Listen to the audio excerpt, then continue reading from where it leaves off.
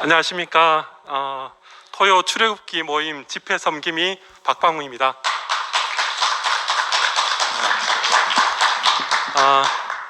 지난주에 이어 이번 주도 제가 나왔습니다. 우리 박대식 집회 섬김이님이 조금 아직 회사 일이 좀 있어서 아마 다음 주는 아마 이 자리에 우리 박대식 집회 섬김이가 서지 않을까 생각합니다. 식사들 다 하셨지요? 네. 오늘 저희들이 미리 사랑방에 공지한 대로 오늘 말씀 섬김이는 구미교회 우리 김진희 형님입니다. 오늘 우리 정숙희실에서 모임을 하게 됐는데 이 정숙희실 모임 인원은 48명 그렇게 자석이 되어 있습니다. 요 인원이 넘게 되면 다시 중집회실로 내려갈 수 있습니다.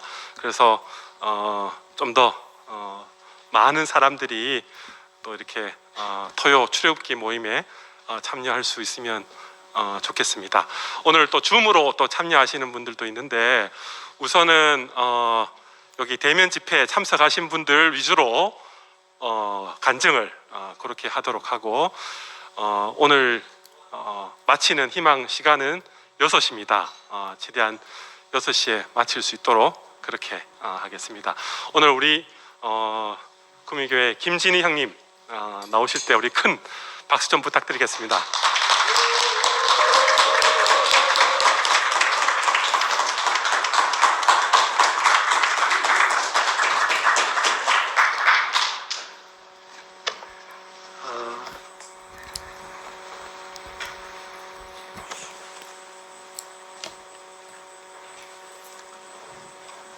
받침대가 좀 있어야 되겠는데.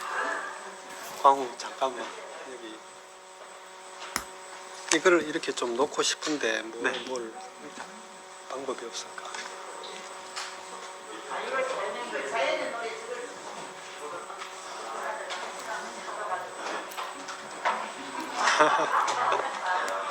야, 궁적통이다, 궁적통. 이렇게 있습니까? 아니면은 따로 이거 놓을 책받침이 없을까요? 이거 그거 해야 돼.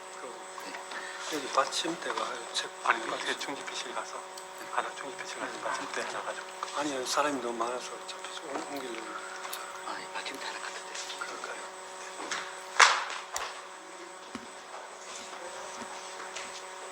잠깐 기다리라고 했어. 제가 좋아하는 그 노래 하나 해도 되겠습니까? 몇 번이죠?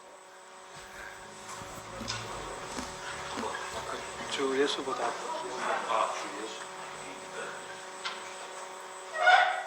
주 예수보다 더 귀한 분은 우리 그거 하고 싶어요.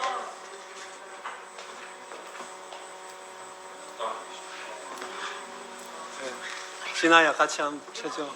156쪽이네. 네.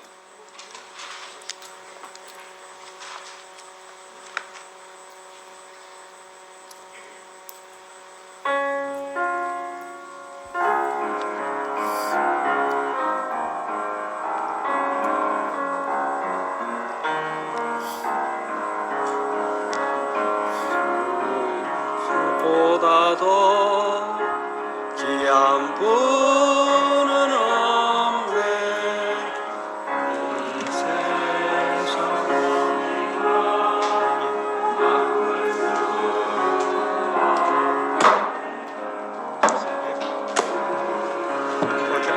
이렇게 놓고 이렇게 할게. 됐지? 오케이.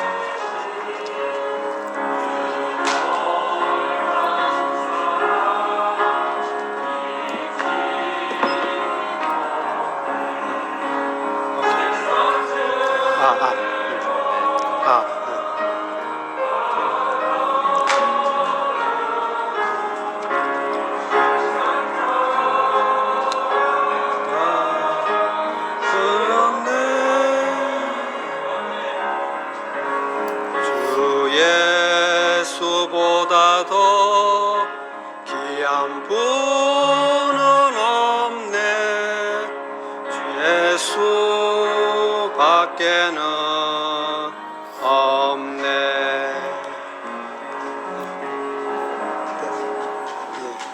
네, 하겠습니다.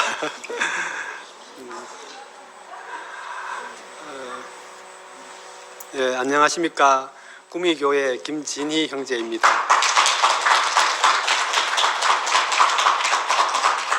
오늘 말씀은 영원한 복음이라는 제목으로 말씀드리겠습니다. 오늘 읽어드릴 성경 말씀은 로마서 8장 17절에서 23절까지 말씀입니다. 제가 읽어드리겠습니다. 자녀이면 또한 후사, 곧 하나님의 후사요, 그리스도와 함께 한 후사니 우리가 그와 함께 영광을 받기 위하여 고난도 함께 받아야 될 것이라. 생각건대 현재의 고난은 장차 우리에게 나타날 영광과 좋게 비교할 수 없도다. 피조물의 고대하는 바는 하나님의 아들들이 나타나는 것이니 피조물이 허무한 데 굴복하는 것은 자기 뜻이 아니요 오직 굴복해 하시는 이로 말미암음이라. 그 바라는 것은 피조물도 썩어짐의 종로로 탄 데서 해방되어 하나님의 자녀들의 영광의 자유에 이르는 것이니라. 피조물이 다 이제까지 함께 탄식하며 함께 고통하는 것을 우리가 아나니 이뿐 아니라 또한 우리 곧 성령의 처음 익은 열매를 받은 우리까지도 속으로 탄식하여 양자될 것 곧 우리 몸의 구속을 기다리느니라. 아멘.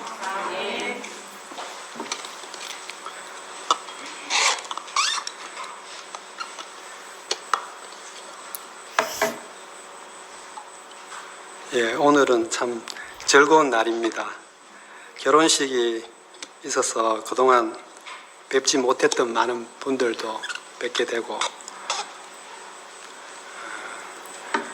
교회는 정말 영원한 혼인잔치집인 것 같습니다.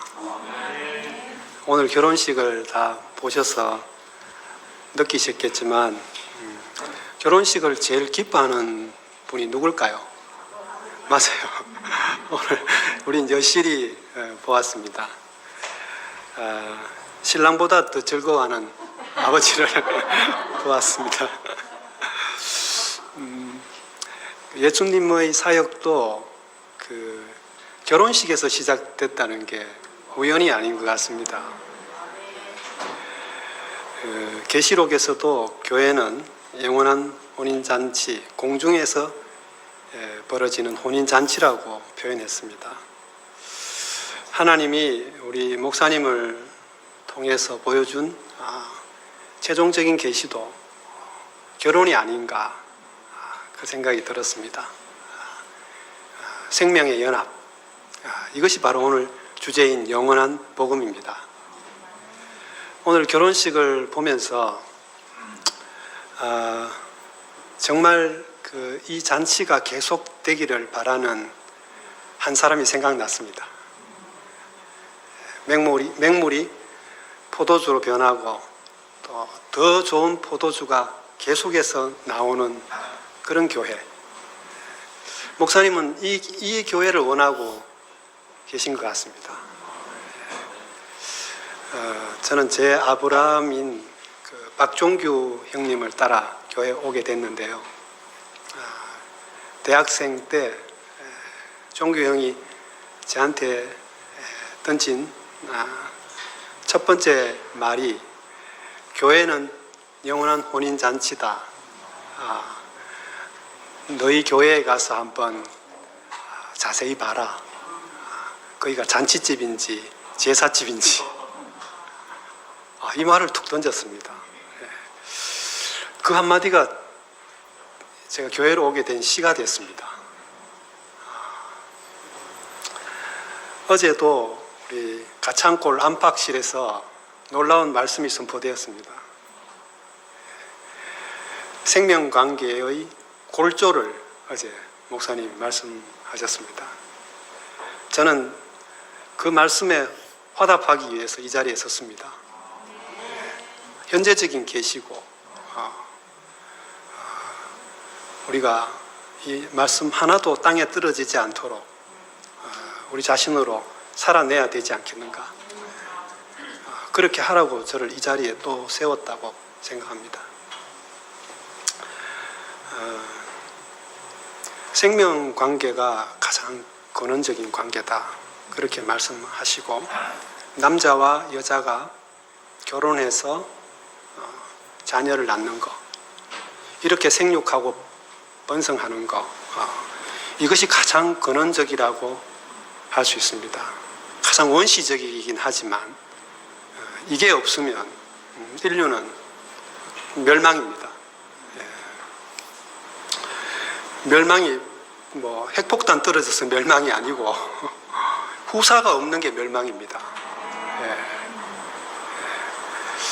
지금 많은 학자들이 다가오는 세기에 어쩌면 우리 당대의 가장 큰 인류의 위협은 환경 문제도 아니고 핵폭탄도 아니고 인구 절벽이라고 다 입을 모아서 말하고 있습니다. 인구 절벽입니다. 젊은 세대들이 결혼도 안 하려고 하고 또 결혼해서는 아이를 낳지 않으려고 합니다. 그래서 지금 정치인들도 이 문제를 어떻게 풀 것인지 그게 제일 큰 화두라고 합니다. 많은 대책을 내놓지만 이 지식화되고 문명화된 사회일수록 점점 더 이 가장 원초적인 생명 관계를 망각하고 이것을 무시하고 있는 것 같습니다. 그나마 지금 아프리카에서 인구가 그래도 막 애를 많이 낳는 바람에 현재 제가 알기로는 세계 인구가 한 76억, 77억 정도 된다고 합니다. 그런데 2100년이 되면 한 110억 정도 된다고 하네요. 그게 정점이랍니다. 그런데 이제 그 기간까지 인구가 계속 증가하네 이렇게 볼 수도 있지만 이제 증가하는 게 아니고 신생아 출생률은 점점 떨어지고 이제 덜 죽어서 이제 장년층 인구가 많아져서 인구가 팽창되는 시기라고 합니다. 어쨌든 우리 오늘 충만이가 결혼한 것은 참 인류의 큰 보탬이 되는 일이어서 너무 기쁘게 생각합니다. 하나님은 생명의 하나님입니다. 하나님이 우리에게 뭘 주셨나? 생명을 주셨습니다. 창세기 2장 7절에 흙으로 사람을 지으시고 그 코에 생기를 불어넣으셨다. 이렇게 하셨습니다. 이 짧은 한마디가 놀라운 말씀입니다. 사람의 원재료가 흙이라는 것, 이 말씀이 놀라운 말씀입니다. 왜냐하면 흙이라야지 씨를 줄 수가 있기 때문입니다. 씨는 흙을 만나야지 생명을 나타낼 수가 있습니다. 4년 전에 우리 목사님이 구미에 응급 상황에 구미의 병원에 오셨을 때 좀 기적적으로 살아나셔서 하신 첫 번째 말씀이 씨가 준비되었다. 그 말씀입니다. 다른 씨입니다. 씨가 준비되었다. 그러니까 십자가에서 내려오지 못하고 죽은 예수, 구속의 씨가 준비되었다는 말씀입니다. 그렇지만 그 씨가 나왔지만 흙이 드러나지 않았기 때문에 목사님은 4년 동안 어쩌면 수면 위를 운행하셨다고도 할 수 있습니다. 우리가 다 아스팔트로 예전 것으로 우리가 다 덮여 있었기 때문에 목사님은 우리 안에 들어오고 싶어도 들어올 수가 없었던 것입니다. 저는 생각할수록 안타깝고 죄송스럽고 그런 마음이 듭니다. 그 4년 동안 그렇다고 우리가 흙 얘기를 안 했습니까? 순모임에서 아마 입만 열면 우리는 흙이다 이런 이야기 했지 않습니까? 이구동성으로 나는 흙이다라고 했습니다. 그렇지만 목사님은 십자가에서 내려오지 못하고 죽은 예수라야 그 흙이다라고 계속 말씀하셨습니다. 내가 찾는 흙은 네가 말하는 그 흙이 아니고 휴먼, 그 어원 자체가 흙이잖아요. 죽는 흙, 그 일반적인 그 흙 말고 십자가에서 내려오지 못하고 죽은 거기서 나타난 흙, 그거를 하나님이 찾으신다는 거. 원래 이 흙으로 우리를 지으셨기 때문입니다.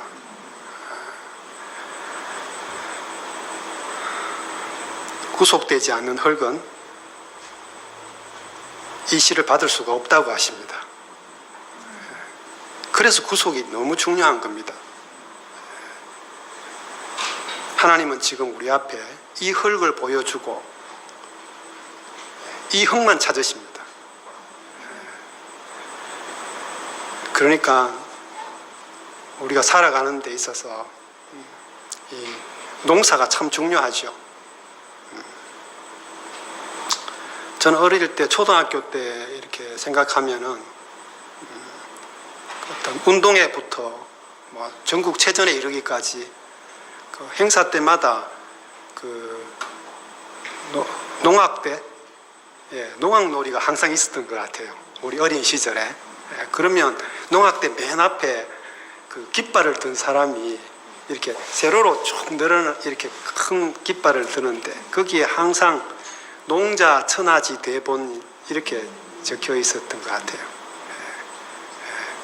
그러니까 그 말이 그냥 있는 말이 아니잖아요. 사실 선진국이 될수록 농업이 더 중요시 돼야 되거든요. 그리고 그 농업에 있어서 제일 중요한 것은 시입니다. 시. 저는 우리 목사님이 고부가가치라고 늘 말씀하시는 그 십자가 예수 뛰어내리지 못하는 구속의 시를 마침내 그 종자를 찾아낸 최고의 이 육종 종묘업자라고 생각합니다.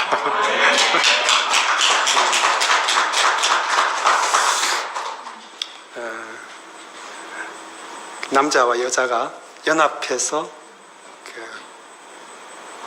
생명이 나온다. 이 관계는 결국 하나님과 사람의 관계를 말하는 거 아니겠습니까?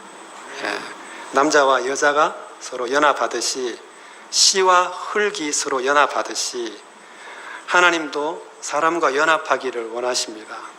그러기 위해서 지으셨으니까요. 그렇지만 연합하고 싶지만 어떻게 연합합니까? 또 어디서 연합하겠습니까? 기도를 열심히 해서 신령한 사람이 되면 연합이 되겠습니까? 성경을 깊이 연구하고 묵상하면 하나님과 하나 되겠습니까? 내 몸을 불사르게 내어줄 만큼 헌신한다고 내가 하나님과 하나 되겠습니까? 아닙니다. 씨는 온전한 씨라야 하고 흙은 온전한 흙이라야지 연합이 됩니다. 하나님은 온전하게 하나님이시고 피조물은 완전하게 피조물일 때 거기에 연합이 발생한다는 거. 목사님이 이걸 계속 우리한테 말씀하고 있습니다. 그리고 마침내 구속의 복음에 와서 이 계시가 최종적으로 우리한테 선포되었습니다. 구속의 복음 하니까 이게 또 다른 뭔가를 주시는가 보다 처음에 이렇게 생각했죠. 그런데 십자가에서 내려오지 못하고 죽은 예수는 우리한테 주실 게 아무것도 없는 분입니다. 예. 아무것도 주신 게 없는데 다 주셨다. 이게 참 비밀이죠. 예. 안 주신 게 하나도 없이 다 주셨다. 어느 날 제 안에서 이 사실이 발견되었습니다. 정말 기적 같은 일입니다. 예. 저는 흙을 찾고 계시는데 씨가 되려고 한 사람입니다. 예. 신성이 조금도 보이지 않아 가지고 제가 목사님을 버린 사람입니다. 신모띠, 이 말뿐이라면 내 인생은 도대체 뭔가, 내 교회 생활은 뭐가 되는가. 갑자기 계산기를 내 가지고 막 두드려 본 겁니다. 어느 쪽이 유리한가, 내가 어디로 가야 되는가.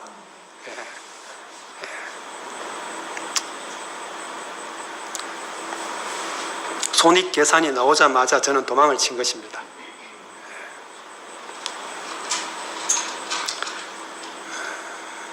이 말씀하시는 분을 시로 받아들이지 못하고, 시로 받아들일 생각은 아예 안 하고, 내가 시가 되고 싶어 했고, 다른 사람이 그 역하는 줄 알았는데 사실은 내가 그 역자였습니다.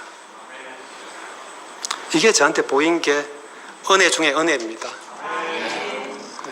저는 평생 간증해야 될 고백은 제가 이렇게 거역한 사람이고 도망친 사람이고 목사님을 버린 사람이라는 것입니다. 만물이 다 제 자리를 지키는데 사람만 제 위치를 벗어났다고 합니다.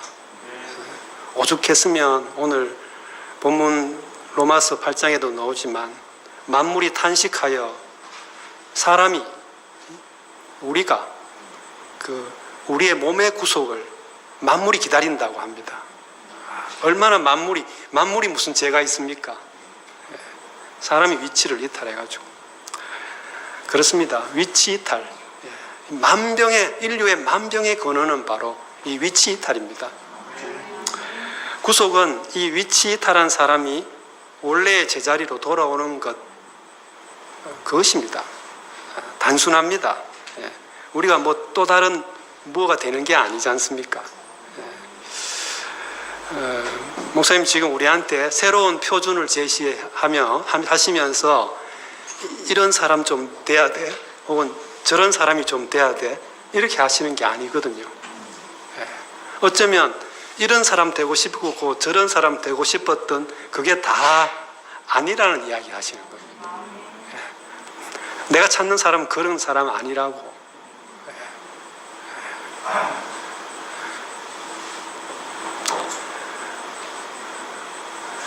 그런데 우리는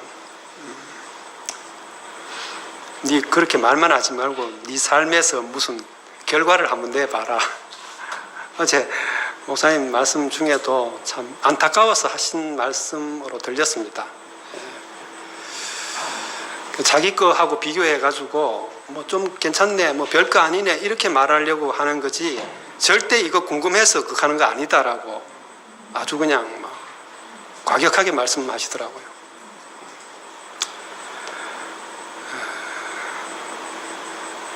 바울은 고린도전서 15장 36절에 어리석은 자여 네가 뿌리는 씨가 죽지 않으면 살아나지 못하겠고 또 네가 뿌리는 것은 장래의 형체를 뿌리는 것이 아니요 다만 밀이나 다른 것의 알갱이 뿐이로되 하나님이 그 뜻대로 그에게 형체를 주시되 각 종자에게 그 형체를 주시느니라, 이렇게 했습니다. 이건 이제 어떤 모양으로 우리가 장차 부활할 것입니까? 하고 묻는 사람들에게 바울이 대답한 말입니다. 바울이 참 얼마나 답답하고 오죽했으면 첫 마디가 이 어리석은 자야 이렇게 하셨겠습니까? 우리는 늘 결과에 관심이 많습니다. 참 사람을 제시해도, 참 사람을 선포해도 점수를 매기려고 합니다. 자기가 누군지에 대해서는 전혀 관심이 없습니다. 위치이탈한 사람의 모습이 다 그렇지 않겠습니까? 흙으로 돌아왔다는 것이 중요하지, 내가 무슨 밭이 되느냐가 중요한 게 아니지 않습니까? 홍씨가 오면 콩밭이 되고 팥씨가 오면 팥밭이 되는 거지. 뭐 제가 앞으로 어떻게 될지 저도 어떻게 알겠습니까? 제가 여기서 몇 번을 더 말씀하게 될지 어떻게 알겠습니까? 그냥 단 한 번이라도 아버지의 필요에 쓰여진 것으로 감사할 뿐입니다. 아버지가 필요하시면 쓰실 것이고 쓸모없으면 버리실 겁니다. 그게 당연하지 않습니까? 왜 이렇게 쓰시다가 나를 버립니까? 어떻게 그런 말을 할 수 있습니까? 피조물이. 그냥 버리신다면 망설이지 말고 버려주세요. 버려주세요. 그냥 시작하신 분도 당신이고 마치는 분도 당신이니까.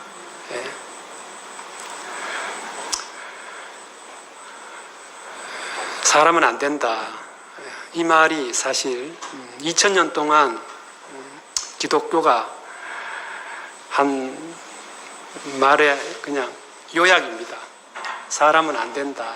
천사가 우리를 속여온 말입니다. 어떻게 흙으로 지어진 사람이, 죽음이 있는 사람이 하나님의 아들이란 말인가? 2000년 동안 우리는 이 말에 속았습니다. 더군다나 십자가에서 내려오지 못하고 죽은 예수가 하나님의 상속자라니 말이 되느냐 이게. 이걸 주장하고 나가서 내세운다면 온 세상 사람들이, 온 기독교인들이 다 비웃을 것이다.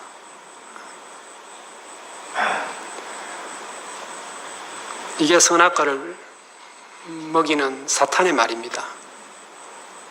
사탄의 속삭임입니다. 이 말은 흙은 안 된다는 말이고 하나님처럼 돼야지 뭐 좀 된다 이 말입니다. 천사 좀 같아야지 좀 된다 이 말입니다. 사람은 안 된다. 참 겸손한 말인 줄 알았는데 이게 거역일 줄은 몰랐습니다.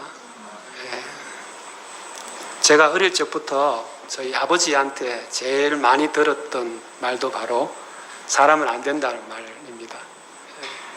저희 아버지는 그 교회 재정을 오래 맡으셨는데요.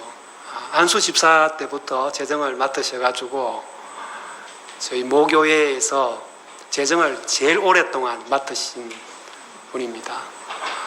그러니까 아무래도 시험들 일도 참 많으셨던 것 같습니다. 제가 중학생 때였는데요. 저녁 집회에 목사님이 무엇을 마실까 무엇을 입을까 염려하지 말라, 공중의 새를 보라, 들에 핀 꽃을 보라 이 말씀 하셨습니다. 너무 감동을 받고 집에 왔는데요. 방금 강대상에서 그렇게 설교하셨던 목사님이 저희 집에 오셨습니다. 그리고 아버지한테 삿대질을 하면서 왜 월급을 안 올려주냐고, 왜 차를 안 바꿔주느냐고, 우리 아들이 유학가 있는데 왜 그 장학금을 더 안 올려주느냐, 지금 김장로 환율이 지금 얼마인 줄 아냐고 뭐 이러시는 거예요. 중학생인 제가 혼란이 온 겁니다. 방금 교회에서 그렇게 말씀하신 분과 지금 저희 집에 오셔가지고 아버지를 몰아세우는 이분과 어느 분이 진짜인가?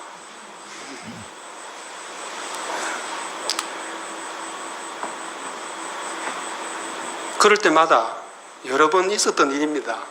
그럴 때마다 아버지는 제 방문을 두드리십니다. 좀 들어가도 되겠냐? 그리고 저 손을 잡고 기도 한번 하자. 그러시는 거예요. 아들아, 사람을 보고 믿으면 안 된다. 하나님 보고 믿어야 된다.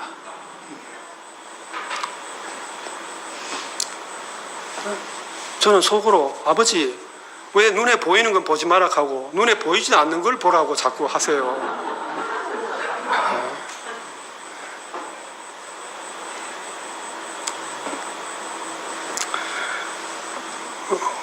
아버지는 정말 정직하고 꼼꼼하셔가지고 그렇게 재정을 오래 맡으셨거든요. 그리고 목사님한테 거역하는 법이 없습니다. 정말 목사님을 하나님처럼 생각하시거든요. 저희들한테도 절대 목회자들한테 잘못하면 안 된다고 그렇게 교육을 시켰습니다. 목사님들은 다른 좀 힘있고 막 말을 세게 하는 장로님한테는 아무 말도 못 하시는데 저희 아버지한테 와가 다 폭발을 시키시니까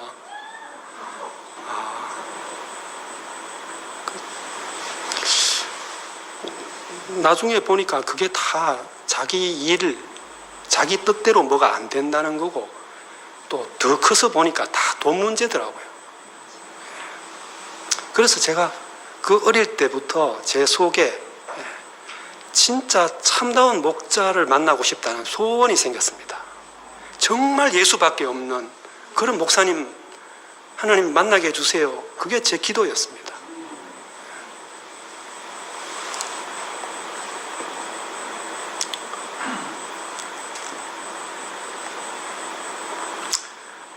예수님밖에 없는 목사님 만났습니다. 지금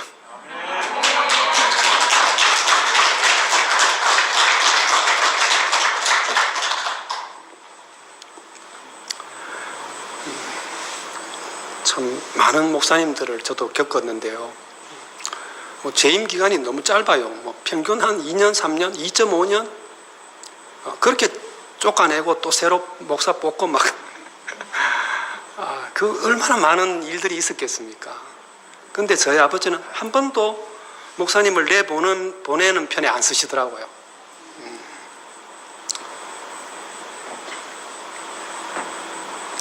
좋은 신학교 나오고 일반 대학도 좋은 데 나오고 유학까지 갔다 오신 이런 목사님들도 많았지만 예수밖에 없는 목사님 못 찾았습니다.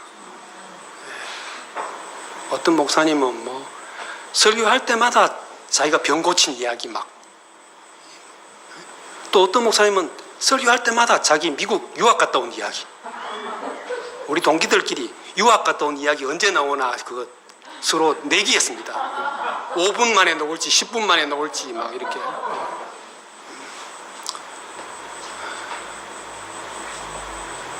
결국 제가 그런 기도를 안 들어주셔가지고 제가 직접 하나님을 만나야 되겠다. 내가 직접 예수님을 만나야 되겠다. 제가 중학교 때까지는 뭐 그냥 부모님 때문에 교회를 다녔지 모태신앙이라는 게 좀 그렇지 않습니까? 별로 신앙이 없었어요. 근데 이런 일들을 겪으면서 제가 또 고등학교 시험에 제가 떨어지면서 제 인생의 첫 이제 실패하면서 이제 하나님한테 처음으로 기도를 하게 됐습니다. 그리고 정말 하나님이 있는지 있다면 꼭 한번 만나고 싶어서 고등학교 1학년 때 기도원에 갔습니다. 제가 이런 간증은 참 우리 교회에서 한 적이 없는데요. 기회가 없어서 제가 고등학교 1학년 때 방언을 받았습니다. 여기 주암산 기도원에서. 네. 그리고 제가 사는 동네가 저쪽에 북구라 가지고 여기 그 당시에 이 가창은 정말 산골이었습니다. 버스도 하루에 한두 대 들어갈까 말까. 그래서 저는 오히려 칠곡 동명에 있는 호랩산 기도원이 제가 거의 매일 가다시피 했습니다. 학교 마치면 바로 기도원으로 갑니다. 그리고 밤새 기도하고 새벽에 학교로 바로 바로 등교할 때가 많았습니다. 고등학생이 지금 제가 생각해도 고등학생이 뭐가 그래 가난해가지고 뭐 그래 인생에 문제가 많아가지고 학교 마치면 기도원에 갔을까요? 정말 제 소원은 정말 하나님하고 한번 만나고 싶고 예수하고 한번 연합해 보고 싶었습니다. 그때 그 길은 그런 것밖에 없었기 때문에. 그래서 꿈도 꾸고 환상도 보고 입신도 하고 학교에 오면 늘 목이 쉬어 있으니까 고등학교 1학년 때 담임 선생님이 영어 선생님인데 또 영어 선생님이면서 학교 교목이셨거든요. 그러니까 항상 그 아침에 조회 시간에 기도를 하셔요. 미션 스쿨이니까. 근데 어느 날부터 이제 김진이 나와서 기도해라 이제. 그래서 제가 이제 아침마다 기도하는데요. 제가 기도하고 오면요. 우리 담임선생님은 가짜 목사고 네가 진짜 목사다.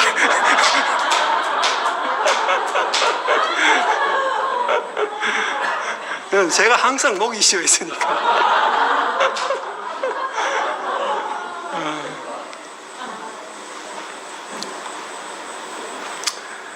그러던 어느 날 제가 고등학교 1학년 때 호랩산 기도원 갔는데요.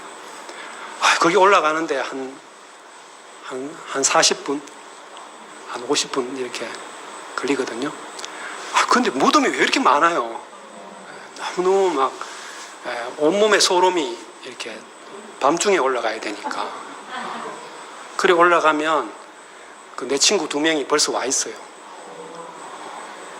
그래서 우리는 기도원 그 큰 강당에서 기도를 안 하고 다시 반석이라고 해서 호랩산 기도원의 그 제일 위에 다시 한 시간 올라가야 돼요. 정상에 가면 큰 바위가 있는데요. 거기가 이제 더 영을 받기에 좋다고 해가지고 거기 올라가서 기도했습니다. 그날도 정말 정신을 잃을 정도로 기도를 했는데요. 이상하게 우리 3명이 똑같은 환상을 보게 됐습니다. 그래서 내려와서 기도원 원장님한테 우리가 3명이 똑같이 이런 환상을 봤다고 하니까 기도원 원장님이 바로 우리 3명 손을 잡고 기도를 하시더라고요. 그러시면서 이건 주의 종으로 쓰시겠다는 거니까 서원 기도를 해야 된다고. 그래서 고등학교 1학년 우리가 뭘 합니까? 뭣도 모르고 그냥 같이 저희 인생을 하나님께 드리겠습니다. 그렇게 우리가 그날 막 기도를 했습니다.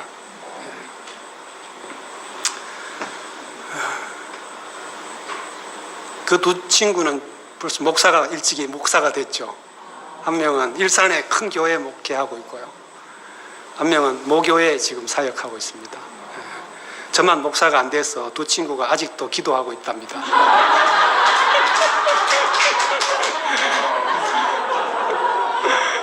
서원을 저버린 친구로.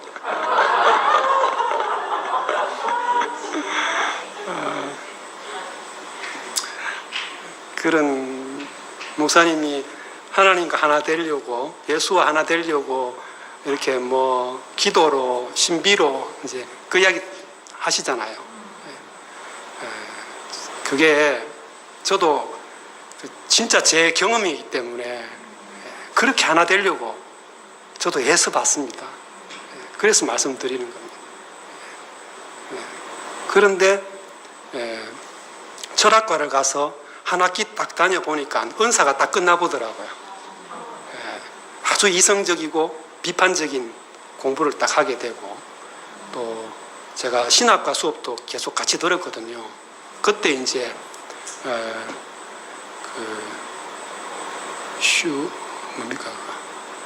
예수의 생애, 또 크로산의 역사적 예수, 또 엔도 슈샤쿠의 예수의 생애, 이런 이제 그 책들을 대학교 1학년 때 읽으면서 예수가 신이 아니고 사람이구나.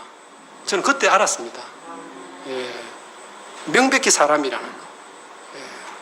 자유주의 신학이 이미 그 역사적 예수가 충분히 완전히 연구가 됐기 때문에 저는 대학교 1학년 때 벌써 그러니까 제가 그런 체험들이 다 날아가 버리더라고요. 그러면서 우리 386 세대를 휩쓸었던 운동권, 그 해방신화 이런 것들에게 저는 또 물들게 되고 그러면서 제가 살았던 곳이 제3공업단지 침산동, 노원동 그쪽이거든요. 그러다 보니까 저는 제 자란 환경이 그 난소공, 그 조세희 씨의 그 소설 그런 장면 같은 어린 시절을 보냈기 때문에 저는 학생운동도 사치라고 생각했습니다. 그건 버티 부르주아들, 지식인 그 유산자들의 논리지 진짜 운동을 하려면 노동운동 해야 된다. 그렇게 생각했기 때문에 저번에 말씀드린 대로 캐톨릭 노동자 사목이라는 조직에 들어가서 이제 진짜 사람으로 약한 자, 고통받는 자, 가난한 자 편에 선 예수, 그것이 제 대학 생활을 완전히 점령해 버렸습니다. 그렇지만 이야기가 이렇게 나가면 안 되는데 예, 그렇지만 한 사건으로 인해서 제가 거기서 떠나오게 됐습니다. 그건 오히려 그러다 보니까 그렇게 신령한 예수도 아니고 인간 해방 휴머니즘을 부르짖는 그 인간 예수도 아니고 그러니까 제가 갈 교회가 없더라고요.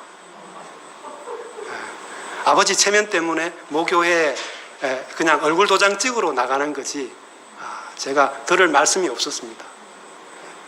그때 이일래 목사님 만나게 된 겁니다.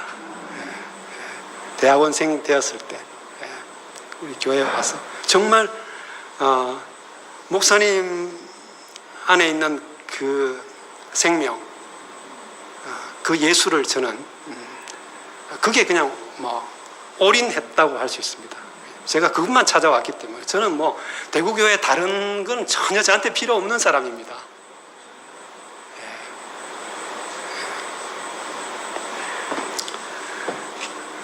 제가 며칠 전에 사랑방에 눈먼 자 귀머거리 이런 제목으로 간증을 하나 썼는데요. 그 짧은 제 생애 간증입니다. 제가 저한테 예수님은 항상 도덕적인 표준, 모범 그런 것이었고 또 어떤 아까 말씀드린 고통받는 자, 약한 자 편에 쓴 어떤 그런 분, 또 기적을 행하시는 신, 뭐 이런 것들이 완전히 융합되어 있었고 그런데 이제 대구교회에 와서 우리 교회에 와서 목사님이 말씀하시는 예수, 그 예수의 하나님 이걸로 완전히 바뀌어 버렸습니다. 제 세계가.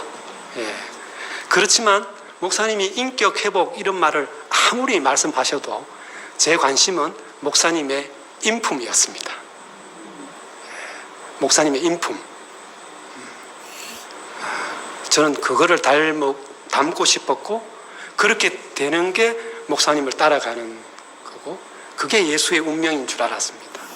그리고 정말 가난한 형제 자매들의 간증을 듣고 또 그 인품을 볼 때 저렇게 돼야 되겠다라는 생각이 들어서 그런 형제 자매들처럼 되어 보려고 그렇게 애를 썼습니다. 이 백조가 물 밑에서 이렇게 발길질하는 게 잘 안 보였을 뿐이죠. 저도 굉장히 애를 썼던 것 같습니다. 더 낮아지고 더 아무것도 아닌 사람이 돼야지 되는 줄 알았습니다. 그렇지만 그 아무것도 아닌 게 아무것도 아니었습니다. 그게 뭐였다고요, 사실은. 절대 아무 것이 아니었어요. 뭐 되는 아무 것이었어요. 말이 됩니까, 이게? 절대 아무 것이 아니었다니까요. 작고 낮아진 사람인데요. 더 위대한 그 내용은 사실은 더 엄청난 천사를 추구하는 그런 것이었습니다. 정말 저는 그렇게 헛발질하다가 그렇게 인생 끝날 뻔했습니다. 근데 정말 이건 제 주관적인 간증인데요. 이런 나를 구하시려고 구미의 병원으로 오셨습니다. 그 많은 병원 놔두고, 좋은 병원, 큰 병원 두고. 그러니까 목사님이 다른 말씀을 하는데요. 둘러봐도 아무도 없잖아요. 내가 증인이 안 되면 안 되는 상황입니다, 이게. 화평이나 재영이한테는 아프다, 뭐 가져와라, 이런 이야기 마시지. 뭐 말씀이나 교회에 대해서 이야기하실 때는 딱 저를 부르는 겁니다. 그러니까 제가 이거에 대한 증거를 제가 안 할 수가 없는 거잖아요. 그러니까 좀 뭐 창세기 형님들이 좀 했으면은 좀 주목이 됐을 텐데, 제가 이제 뭐 이야기 구미에 떨어져 있고 제가 뭐 사랑방에 적어봤자 이게 영향력이 없어요. 4년 전부터 줄기차게 그냥 이 이야기만 저는 했거든요.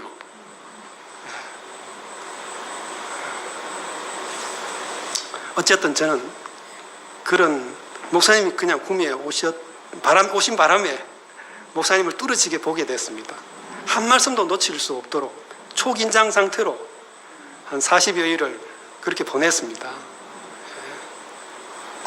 그런데 처음에는 희미하게 사람이 보이고 또 나무 같은 것들이 걸어 다닌다. 마가복음 8장에 보면 그런 내용이 나오거든요.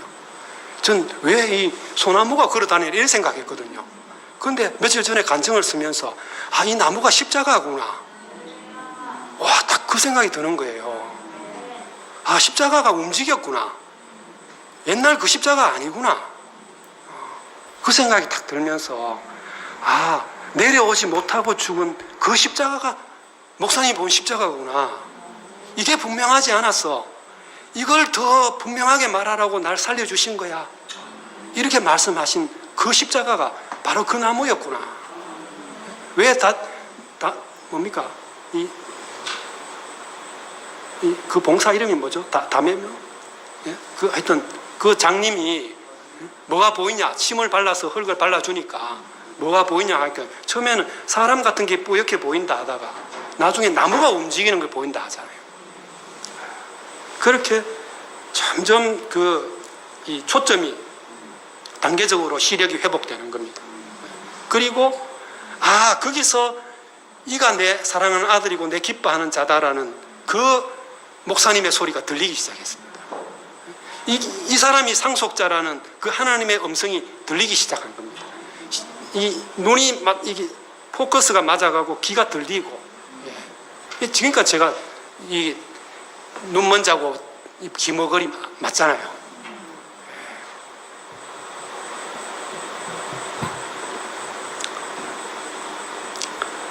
어제 말씀에서 목사님은 예수를 찾는 사람은 이 사람이 나타나면 이 사람에게만 몰입한다. 그 이야기 하셨잖아요. 다른 일에는 관심이 없습니다. 제가 지금 그래요. 미쳤다는 소리 들어야 정상 아닙니까? 목사님이 지금 저 상황에서 계속 이 말씀을 선포하는데 우리가 강 건너 불구경 하듯이 어떻게 있을 수 있습니까? 그 아버지의 그 아들이 미쳤다 소리를 들어야 되죠.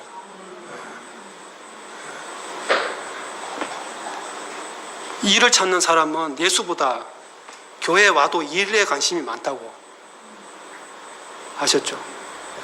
결핍이 많은 사람은 여기 와서 내가 더 좀 사랑받는 거, 내가 좀 더 인정받는 거, 우리 도원 자매가 이제 그 결핍을 채우려고 많이 애를 썼지 않습니까? 그런데 이런 거요, 인정 욕구 이건요 끝이 없는 것 같아요. 그리고 한 번 딱 삐끼면요 말짱 도루묵이에요. 한 번 삐끗하면요 그냥 끝이에요. 그냥.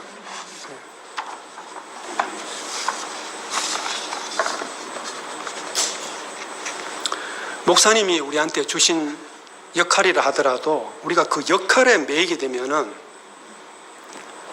주님 자신을 놓칩니다. 아무리 목사님이 우리한테 준 직책이라도 나는 이분 앞에 있는 내가 진짜 나지. 이 직책이 내가 아니거든요. 그러니까 버리면 딱 버려져야 되는 게 맞죠. 역할이 중요한 게 아니고 역할을 주신 분이 더 중요하잖아요. 역할은 할 수도 있고 또 딴 사람이 할 수도 있는 겁니다. 그래서 저는 이 말씀하시는 현재적으로 이 새로운 말씀을, 새로운 복음, 마지막 복음을 말씀하시는 이분 앞에 있는 나만이 진짜 나라고 생각합니다. 나머지는 다 가짜입니다. 그래서 우리 순재 형제가 말씀하셨듯이 참새가 짹짹하고 강아지가 멍멍하듯이 저는 계속 신모띠를 이야기합니다. 이 말만 하고 싶습니다. 우리는 지금 사탄과의 전쟁 중입니다. 상속권 전쟁 중입니다. 사실 전쟁은요, 이긴다는 보장만 있으면 이보다 재밌는 게 없습니다. 우리는 이미 승리를 확보하고 지금 싸우는 거기 때문에 전쟁이지만 이건 뭐 정말 즐거운 잔치입니다. 아니 시험장에 가가지고 답안지에 네 이름만 쓰고 넣으면 합격이라 하는데 존재만 필요하다는데 지금 우리가 뭐 장비 챙기고 뭐 무기들 뭐 필요가 뭐가 있습니까? 답안지에 네 이름만 적으라 하는데 뭐 꼭 적어야 됩니까? 이렇게 하고 있으면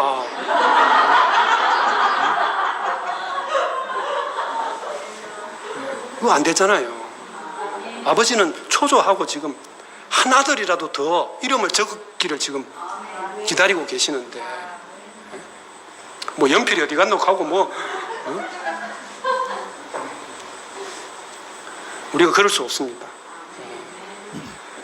하나님은 신과 같은 사람을 찾는 게 아니고 참 사람을 찾고 계십니다. 이것이 십자가에서 내려오지 못한 예수에게서, 죽은 예수에게서 드러났습니다.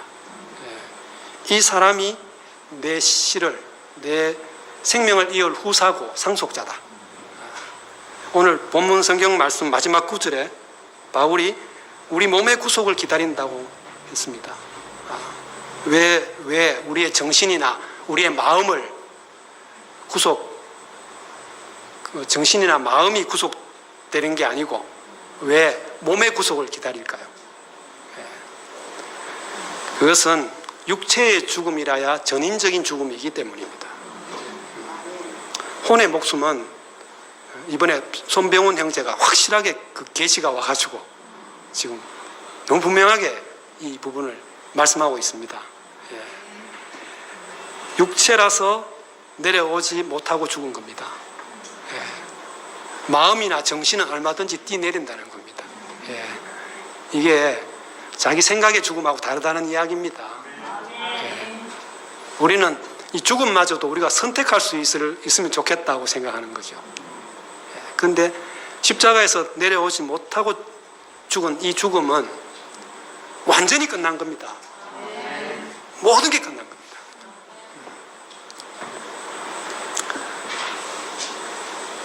여기라야지, 이 못 내려와서 죽은 예수라야지 옛사람이, 옛생명이, 옛세계가 끝나는 것입니다. 목사님, 그게 끝나기를 지금, 그게 끝났다고 벌써 끝났습니다. 뭐 우리가 뭐 지금 더 생각하고 뭐 할 그게 없습니다. 그러니까 구속은 내 필요가 아니고 하나님의 필요입니다. 우린 사실 구속 필요 없습니다. 그냥 뭐 웬만하면 그냥 살 수 있는 사람들이고 좋은 게 좋다는 사람들입니다. 근데 하나님은 구속이 너무너무 필요하신 겁니다. 왜냐하면 상속자가 필요하기 때문입니다. 그러니까 교회 안에 있어도 내 필요를 찾는 한은 구속의 복음이 보이지도 않고 들리지도 않는 것이죠. 혜택은 끝이 없습니다. 미국에서 뭐 원조 물자 아무리 갖다 줘도 그 소모품이잖아요. 또 필요하고 또 필요하고 결국 우리가 공장 지어가지고 우리 안에서 생산하지 않으면 결국에는 그렇게 혜택 받고도 마지막에는 양키 고홈 가잖아요. 은혜를 모르는 겁니다. 지금 우리가 미국에 대해서 뭐 은혜를 모르고 그냥 그러잖아요. 우리가 어떻게 해방되는 것도 다 까먹고. 저도 옛날에 얼마나 양키 고홈 했는지 모릅니다.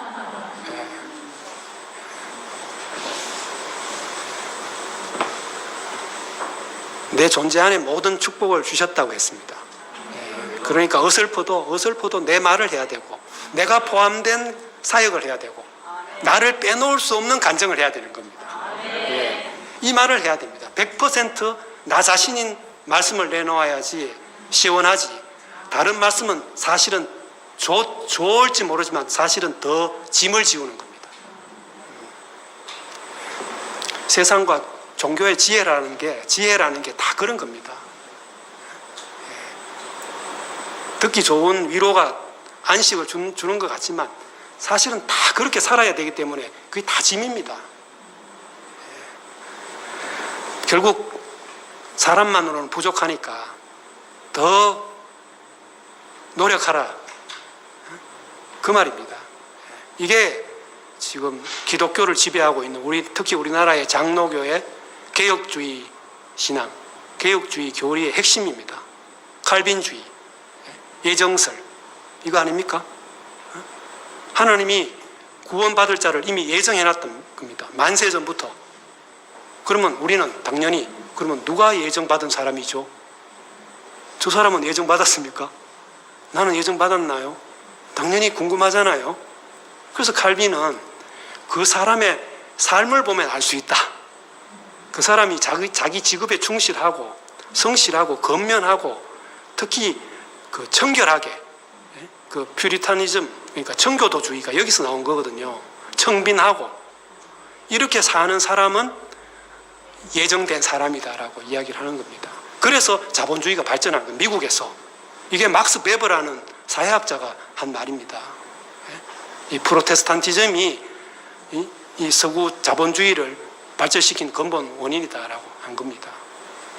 그러니까 죽기 살기로 근검절약해서 열심히 성실하게 교회 가고, 이 사람들이 그 메이플라워 타고 미국에 도착하자마자 제일 먼저 자기 집부터 안 짓고 교회부터 짓고 병원부터 짓고 이런 사람들이거든요. 그게 미국을 오늘 있게 했다. 지금 미국은 그 정신을 잃었다 해가 지금 미국이 자기 반성에 빠져 있죠.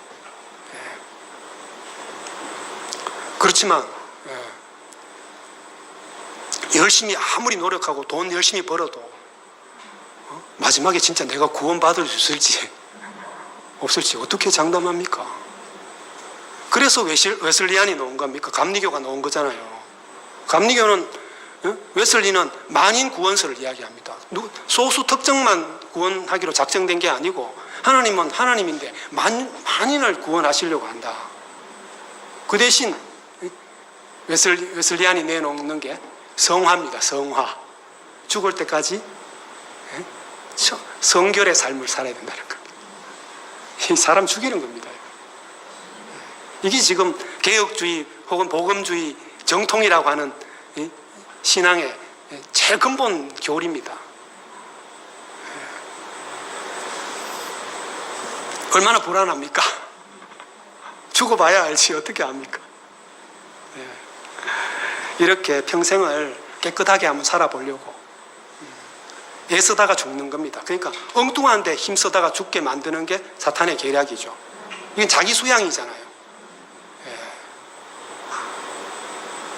하나님은 왜 우리에게 구속을 주시려고 하는지, 하나님은 왜 구속이 필요합니까? 나도 지금 필요 없다고 생각했는데 하나님은 왜 구속이 꼭 필요할까요? 위임을 주시기 위해서입니다. 위임. 원래 하나님이 사람을 지어 놓으시고 위임을 줬거든요. 근데 사탄이 딱 개입해가지고 사람이 이 위임을 잃어버린 겁니다. 사람에게 만유를 다스리고 지배하고 축복할 수 있는 그 위임을 주셨는데 사람이 되겠나? 사람은 안 돼. 이러면서 이 위임이 날아가 버린 겁니다. 그래서 하나님은 십자가에서 내려오지 못하고 죽은 예수에게서 이 반전의 이 상속권을 되찾는 이 반전의 그 기회를 포착하신 겁니다.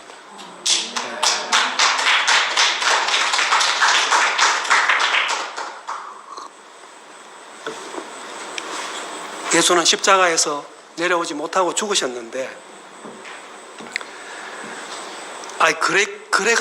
그래서 구속이 발생했다고 합니다. 이건 사탄도 생각 못할 일이죠. 예.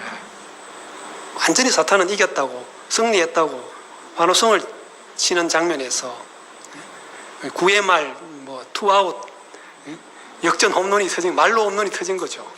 예. 하나님은 구속된 사람이라 해야지 하나님 마음대로 서실 수가 있다고 합니다. 예. 결국 구속은 하나님 서시기 위해서 필요합니다. 그냥 폼 좋은 사람 만들려고 하는 게 아니고 하나님 필요에 따라 마음대로 서실 수 있는 사람. 그러니까 구속은 우리가 제자리로 돌아와서 제대로 쓰이는 거죠. 예. 쓰인다 하니까 또 무슨 일 하는 건 아닌 것 같고요. 성냥개비 하나로 옮긴다 하더라도 구속 안에 있는 사람을 하나님은 쓰신다 이 말입니다. 예, 충성스럽고 일 잘하고 이게 중요한 게 아니고요. 지금 목사님이 우리 형제를 어떤 형제를 쓰시겠습니까? 예, 내 마음대로 할 수 있는 사람이라야 쓰시지 않겠습니까? 예, 자기 계획을 갖고 와가지고 말하면 목사님들 어떻게 쓰시겠습니까? 자기 의견을 갖고 온 형제한테. 예, 그러니까 우리는 구속 안에 있는 사람은 우리 의견이 없는 겁니다. 이래도 되고 저래도 되고 난 당신만 있으면 됩니다. 이러면 목사님 우리를 쓰시기 얼마나 좋겠습니까? 예. 저는 하여튼 너무 요즘 해방감을 느끼고 있습니다. 예. 저는 절대 예수처럼 살 수는 없거든요. 근데 예수처럼 매장될 수는 있겠구나 이 생각이 드니까 이야 이거 예수처럼 살려고 하니까 힘들었지 예수처럼 매장되는 데서 하나로 발견되고 나니까 이야 정말 신묘막측하다. 놀랍다. 하나님의 지혜예요. 어떻게 우리에게 이런 세계를 열어 보여주셨는지 하나님 찬송합니다. 우리 목사님 정말 감사합니다. 정말 세상의 자랑은 몇 번만 들어도 듣기 싫습니다. 그런데 이 자랑은 들으면 들을수록 왜 이렇게 좋죠? 다른 형제들이 막 저보다 더 세게 자랑해 주기를 저는 바랍니다. 제 자랑을 덮어주세요. 제 자랑을 뛰어넘어서 자랑해 주세요. 정말 간절히 바랍니다. 우린 여기서만 하나가 되고 여기서만 다 포함됩니다. 다른 데서 하는 자랑은 아무리 좋아도요 결국엔 다 포함되지 않습니다. 다 갈라집니다. 그리고 며칠 전에 참 LA에 있는 영미 누나한테서 카톡 메시지가 왔는데요.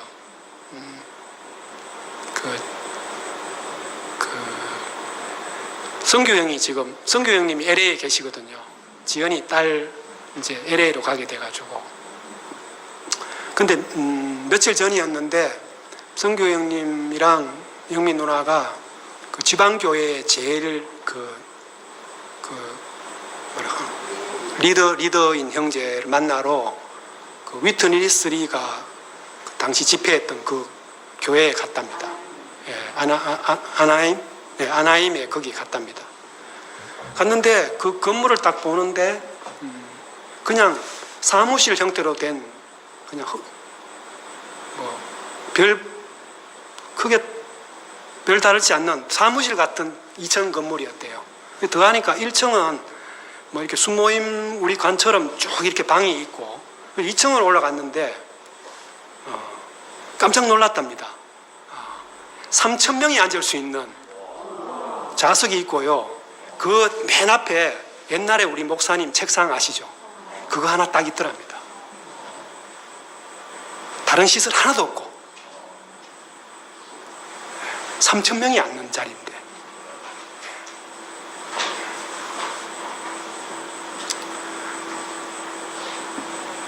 야, 그래서 많이 놀랬다 하더라고요. 제가 건축은 잘 모르지만 그 건물이 우리 의식을 지배한다 이런 말이 있습니다.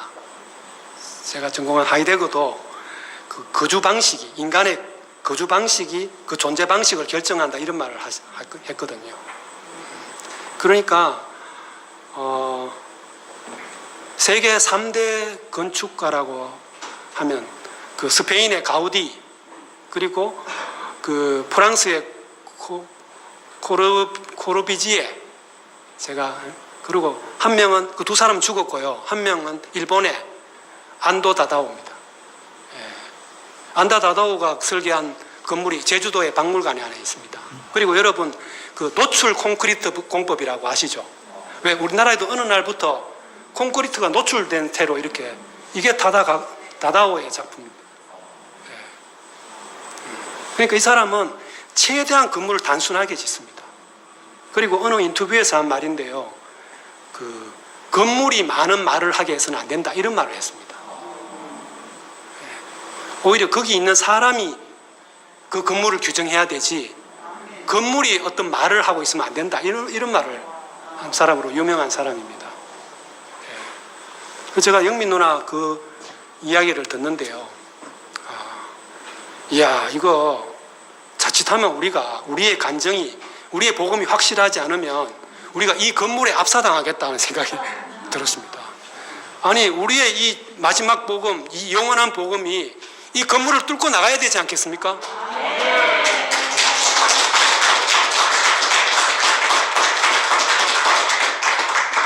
전 그 지방교회 그 건물 이야기 듣는데 굉장히 도전이 됐습니다.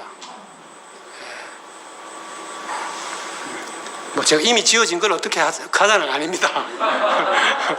너무 우리 정말 좋은 교회에 살고 있습니다.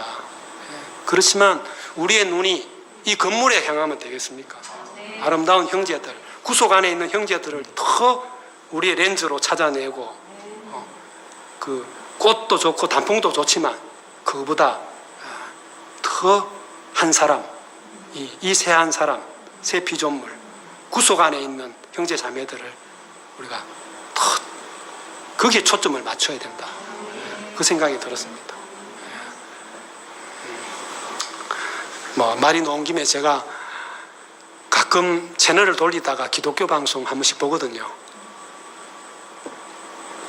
그 주일 낮 집회 실황 이렇게 그런 것도 이렇게 보는데요, 옛날 생각도 나고.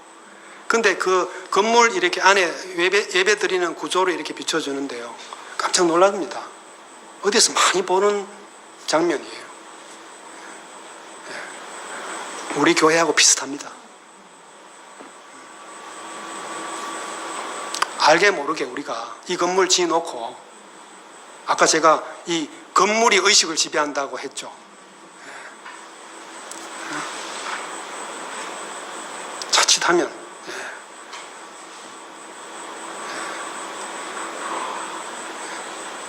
이게 종교가 되겠다는 생각이 들었습니다. 그래서 목사님은 말씀하자마자 끝나면 바로 일어서서 그냥 큰 소리로 바로 이야기하라고, 그러면 마이크를 갖다 주고 이래야 된다고 계속 그 이야기 하시는 거예요. 질서정연하고, 뭐 예의 바르고 매너 있고, 뭐 안 걸리게, 남들이 뭐라고 볼까, 여기에 너무 신경 쓰면 우리의 정체성을 잃어버릴 수 있겠다는 생각이. 정말 우리는 이 찬양하려고 여기 모인 거지, 이 주님을 노래하려고 이 한 사람을 우리가 만났다, 이 사람이 우리의 구속의 주님이다, 이 말 하려고 여기 왔지. 아유, 남한테 좋으면 뭡니까? 사실은 남은 우리한테 별 관심 없습니다. 안 그렇습니까? 저도 제한테만 관심 있지 남한테 별 관심 없습니다. 너무 신경 쓰지 말아야 됩니다.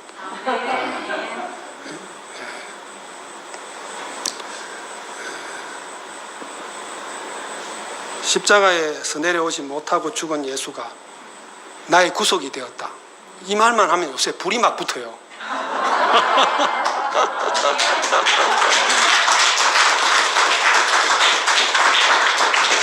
아니, 나 같은 가시떨기에도 불이 붙는다니까요. 예. 여호와의 불이라고 합니다. 예. 저는 요즘 우리 창세기 형님들이 한 분, 두 분 이렇게 동생들 앞에서 신발을 벗는 모습이 너무 감동적입니다. 예. 예. 동생들 따르겠다 하고 심지어 동생들한테 물어보고 하겠다 이래. 예. 예. 우리 도원 자매한테까지도 전화 와가지고 내가 일요일날 간증을 못 하겠는데 오해하면 좋겠나 이렇게. 예, 참 신기합니다. 예, 놀라운 광경을 보고 있습니다. 모세가 참 그 가시떨기에 타는 불을 보고 신발을 벗었다고 했는데 그 신발이 뭐겠습니까? 신발.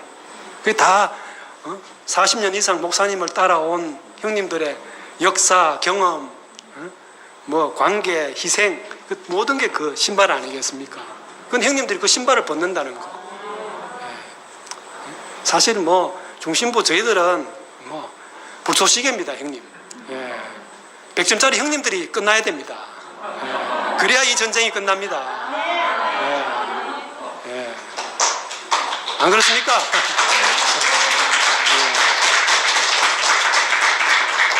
형님들이 목사님하고 처음 시작하셨으니까 형님들이 끝내셔야죠, 이 전쟁을. 저희들은 불쏘시개만 해도 감지덕집니다. 우리 가운데 목사님이 제일 젊으신 것 같아요. 왜 예수가 33살에 죽어야 했는지 알겠습니까? 목사님 지금도 우리 앞에 33살에 갓 죽임 당한 어린 양, 우리한테 굳어지고 우리가 안주하려고 하는 모든 것에 대해서 그게 아니다. 오늘 나타난 이 주님 앞에 다시 자기를 깨트리시는 분입니다. 그래서 저는 우리 목사님 너무 멋있다고 생각합니다.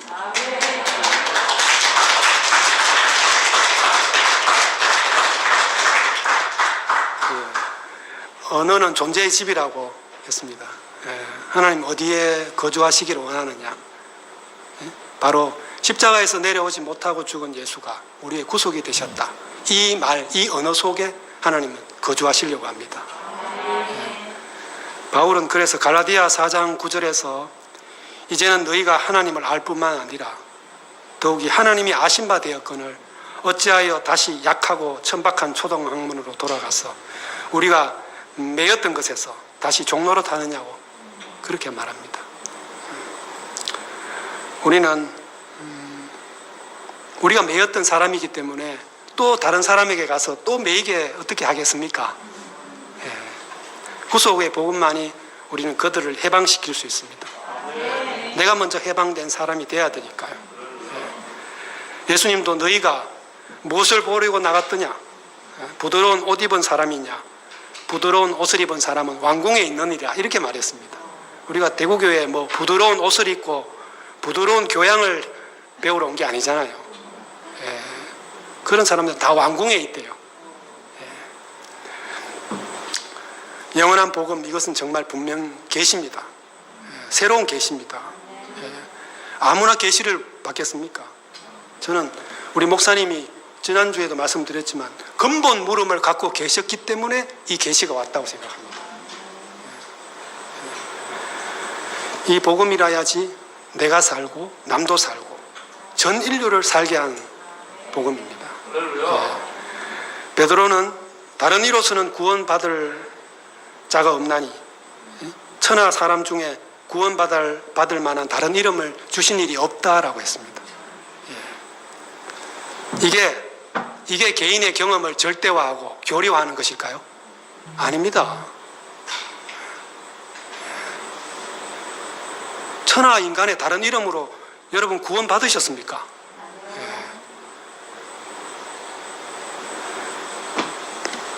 제 인생에서 절대적인 건 이거밖에 없습니다. 절대주의라고 해도 어쩔 수 없습니다. 아니 절대적인 것이 있어야지 절대적으로 살 거 아닙니까? 뭐 이래도 되고 저래도 되고 변두리 것을 좋아하다 보면 변두리로 살다 갈 거 아닙니까? 구속, 이것은 전적인 은혜입니다. 예, 이 말만 하면 저는 가슴이 뜁니다. 듣기만 해도 심장이 터질 것 같습니다. 목사님께서 전 인생을 걸고 사탄과의 전쟁에서 얻으신 복음입니다. 목사님은 자신이 본 것이 아니다. 하나님 보여주셨다 하셨습니다. 마찬가지입니다. 저도 제가 본 게 아닙니다. 목사님이 보여주셨습니다. 이 말 해야 진실 아닙니까? 내가 어떻게 내가 본 것처럼 말할 수 있겠습니까? 그래서 저는 이율례라는 사람을 빠뜨릴 수가 없습니다. 이율례주의자라고 불러도 저는 이 복음을 나한테 보여주신 분이 이분이라고 하는 말이 이게 진실한 말 아닙니까? 그래서 이 말 하는 거죠.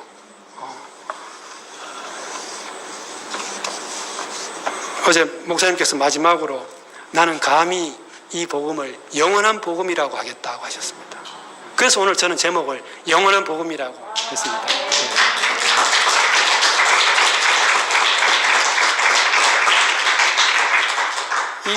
이 복음이 아니라면 어떻게 죽는 존재인 우리가 영원이란 말을 감히 쓰겠습니까? 예. 죽을 수밖에 없는 우리에게 영원한 복음을 주신 주님을 찬양합니다.